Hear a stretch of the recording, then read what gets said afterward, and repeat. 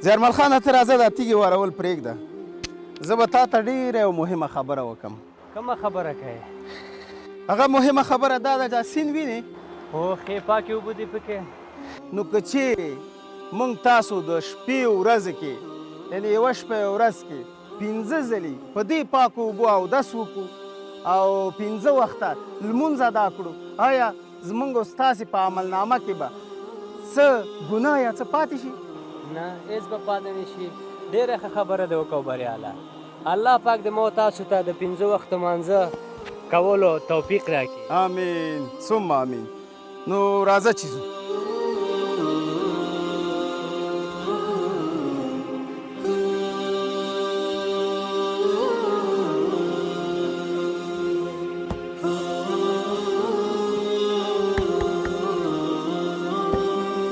کاکا ډوډۍ ډېره شوه که نه؟ زښته ډېر زه سره بند کړو ورکې که پلاستیک به پرې واچوو. ډوډۍ خو بیخي ډېره شوه. خدای دې وکړي چې خرڅ شي. کش که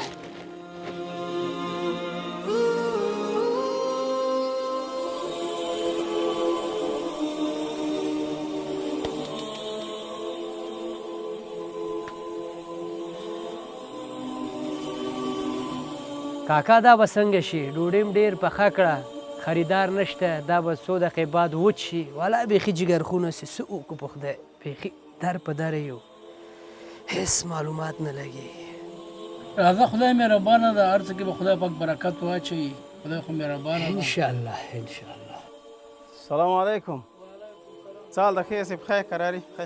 ډوډۍ شته؟ ما لږ ډېرې په کار دي، ختم لرم. یو 200 ډوډۍ مې په کار دي.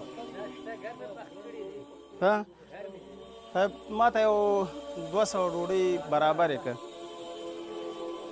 څو روپۍ کې 200 ډوډۍ؟ 2000 ده. یو پوښتنه کولی شم؟ زه له هغه ځای نه چې را روان وم ډېر داسې دواړه خفه ناست وئ. ولې؟ والا ډوډۍ م ډېره پخه کړه او مشتري نه و، نو مال چې خراب نه شي دغه مشکلاتونه ډېر دي. نو دا تشویش مه کوئ. څنګه چې دا اوس زه راغلم، زما ضرورت و زه راغلم، دا ډوډۍ مې واخیسته. ته ګوره همیشه په هر کار کې په الله جل جلاله توکل کوه او رښتینی اوسه.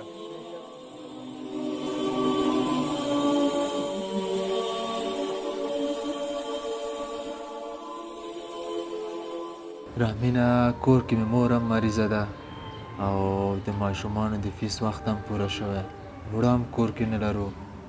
نه پوهېږم چې معاش به راکړي او که نه. حمیده وروره ستا د معاش وخت هم پوره ده، ته خپل رئیس ته ووایه شاید معاش درکړي. د معاش وخت خو مې پوره ده، که زه رئیس ته ووایم هسې نه په قار شي او د وظیفې نه مې لرې کړي، بیا به چېرته ځم؟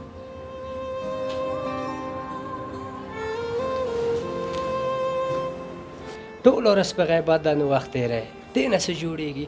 زه یو 10 ورځې دپاره زما نه یې په کار، زه کور ته دې لاړ شه.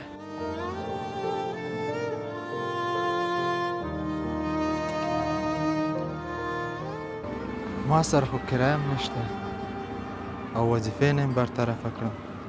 اوهو زه یو 10 ورځې دپاره زما نه یې په کار، زه کور ته دې لاړ شه. زما معاش خو 100 ډالره کېدی او دې ما ته 300 راکړي. رښتیا هم چې په دې نړۍ کې ښه انسانان شته.